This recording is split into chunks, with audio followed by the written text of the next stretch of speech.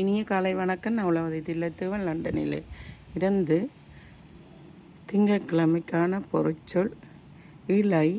இலை 926வது இலை. இலை ஓடி ஒரு தையல் ஒன்று நாங்கள் தைத்திருக்கிறோம். அதே போல் உடுப்பில் ஒரு சின்ன ஓட்டை சின்ன வெடிப்பு வந்து விட்டால் இலையோடி, அதாவது சின்ன சின்னனாக நூலோடி இலையோடி அந்த வெடிப்பினை மறைத்து விடுவார்கள், தைத்து தெரியாமல் விட்டு விடுவார்கள். இலை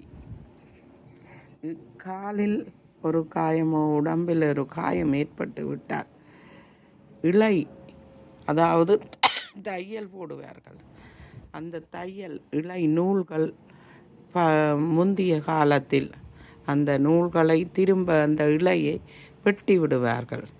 இப்போது அது தானாக அது கரைந்து போய்விடும். எமக்கே தெரியாது என்ன நடந்தது என்று. அந்த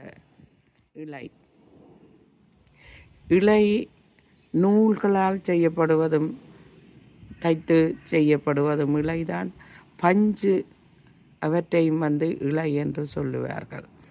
அதே போல் நாங்கள் சீனி பானை காய்ச்சும் போது அந்த பதமாக காய்ச்சினால் மெல்லிய கம்பி இலை போல வரும் என்று சொல்லுவார்கள். நன்றி, வணக்கம்.